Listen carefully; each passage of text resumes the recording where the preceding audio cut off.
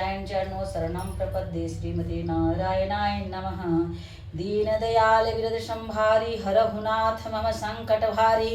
प्रणवौ पवन कुमार खल मन पावक ज्ञान घन जासु हृदयागार बसहि राम सर चाप धर। जनक सुता जग जननी जानकी अतिशय प्रिय करुणा निधान की। ताके जुग पद कमल मनावो जासु कृपा नूर निर्मल मति पावो। राजीव नयन धरे धनुषायक भगत पति भंजन सुखदायक। शियावर रामचंद्र शंकर जी भजो जय हो प्रभु। आइए प्रतिदिन के भांति आज पुनः रामचरितमानस की ओर हम लोग चलते हैं। और अगर प्रतिदिन रामचरितमानस सुनना है तो प्लीज़ मेरे चैनल को लाइक कीजिए, सब्सक्राइब कीजिए और प्रतिदिन सुनिए। अगर आप सब्सक्राइब करते हैं तो रामायण आप प्रतिदिन सुनेंगे, इसलिए आप लोग सब्सक्राइब कीजिए और प्रतिदिन रामचरितमानस सुनिए अर्थ सहित। जय श्री राम। जय भगवान, जय अनंत नाम अनन्य गणे के करुणा में। जय दीन दयाल विरद संभारी हरहु नाथ मम संकट भारी। देखि रसाल बिटप बर शाखा तेहि पर चढ़ऊ मदनु मन माखा। सुमन चाप निज सर संधाने अतिशता की श्रवण लगी ताने। आम के वृक्ष की एक सुंदर डाली देखकर मन में क्रोध से भरा हुआ कामदेव उस पर चढ़ गया। उसने पुष्प धनुष पर अपने 5 बाण चढ़ाए और अत्यंत क्रोध से लक्ष्य की ओर ताक कर उन्हें कान तक तान लिया। छाड़े विषम विशिख उर लागे छूटी समाधि शंभु तब जागे। भय हुई समन क्षोभ विशेषी नयन उघारी सकल दिशि देखी। कामदेव ने तीक्ष्ण बाण छोड़े जो शिव जी के हृदय में लगे, तब उनकी समाधि टूट गई, वे जाग गए। ईश्वर के मन में बहुत क्षोभ हुआ, उन्होंने आंखें खोलकर सब ओर देखा। सौरभ पल्लव मदनु बिलोका भयउ कोप कंप उतरय लोका। सब शिवती सर तव शिवती सर नयन उघारा चितवत काम भयउ जरि छारा। जब आम के पत्तों से छिपे हुए कामदेव को देखा तो उन्हें बड़ा क्रोध आया, जिसने तीनों लोग कांप उठे। तब शिव जी ने तीसरा नेत्र खोला, उनको देखते ही कामदेव जलकर भस्म हो गया। हाहाकार भयउ जग मा भारी डर पे सूर भय असुर सुखारी। समुझी काम सुख सोचहि भोगी भय अकंटक साधक जोगी। जगत में बड़ा हाहाकार मच गया, देवता डर गए, दैत्य सुखी हुए, भोगी लोग काम सुख को याद करके चिंता करने लगे और साधक योगी निष्कंटक हो गए। जोगी अकंटक भय पति गति सुनत रति मूर्छित भई। रोदति बदति बहु भांति करुणा करति शंकर पहि गई। अति प्रेम करि विनती विविध विधि जोरी कर सन्मुख रही। प्रभु आशुतोष कृपाल शिव अवला निरखी बोले सही। योगी निष्कंटक हो गए। कामदेव की स्त्री रति अपने पति की अदशा सुनते ही मूर्छित हो गई। रोती चिल्लाती और भांति भांति से करुणा करते हुए वह शिव जी के पास गई। अत्यंत प्रेम के साथ अनेकों प्रकार से विनती करके हाथ छोड़कर सामने खड़ी हो गई, हाथ जोड़कर सामने खड़ी हो गई।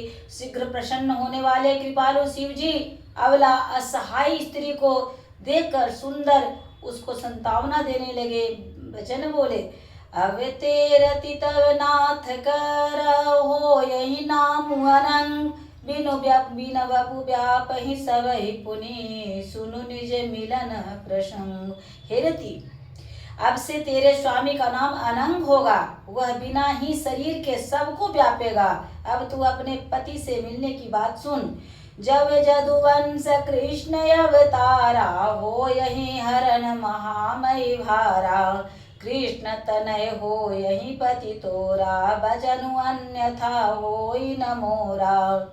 जब पृथ्वी के बड़े भारी भार को उतारने के लिए यदुवंश में श्री कृष्ण अवतार होगा, तब तेरा पति उनके पुत्र प्रद्युम्न के रूप में उत्पन्न होगा, मेरा यह वचन अन्यथा नहीं होगा।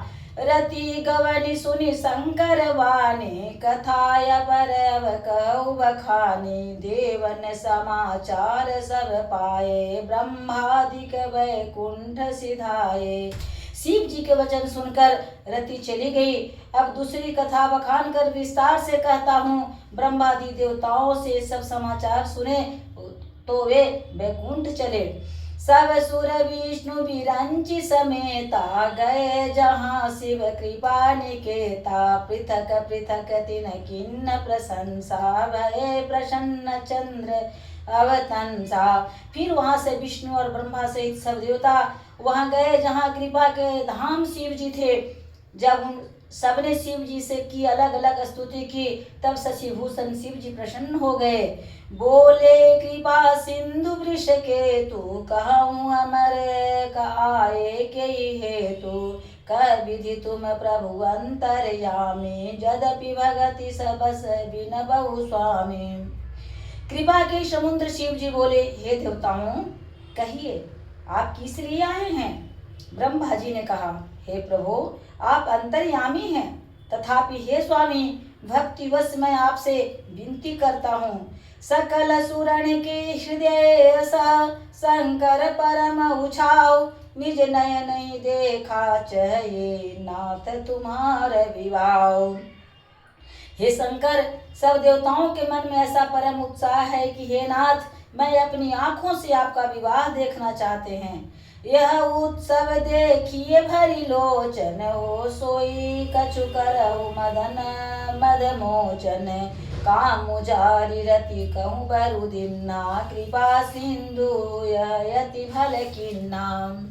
हे कामदेव, कि मद को चूर करने वाले, आप ऐसा कुछ कीजिए जिससे सब लोग इस उत्सव को नेत्र भर कर देखे। हे कृपा के सागर, कामदेव को भस्म करके आपने रति को जो वरदान दिया सो बहुत अच्छा किया।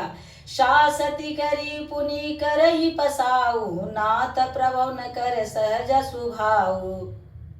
पार्वती तपु खिन्न पारा, कहूँ करहु तासु अंगीकारा। हे नाथ, श्रेष्ठ स्वामियों के सहज स्वभाव ही है, वे पहले दंड देकर फिर कृपा किया करते हैं। पार्वती ने अपार तप किया है, अब उन्हें अंगीकार कीजिए।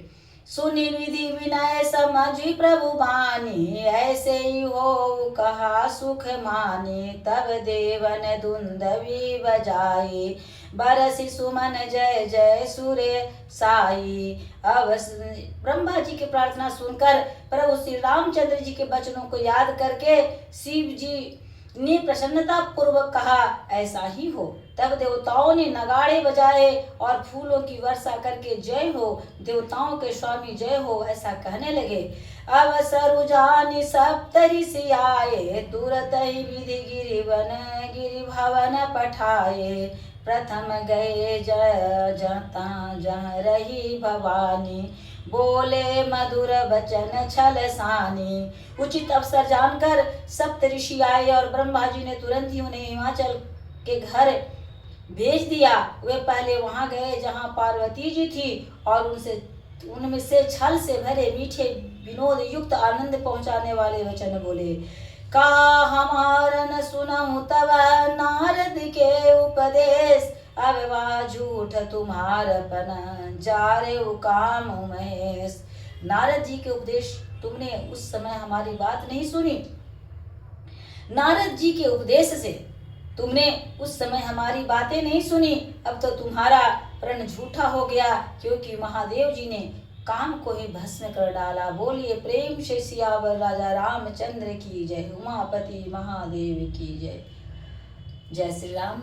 अब हम लोग कल भगवान शंकर और माता पार्वती का विवाह हम लोग सुनेंगे और दर्शन करेंगे। बड़ा ही अच्छा है। और जो शंकर भगवान और माता पार्वती का विवाह की कथा सुनते हैं और भवसागर पार करते हैं, तो कल हम लोग पुनः कथा सुनेंगे। जय श्री राम।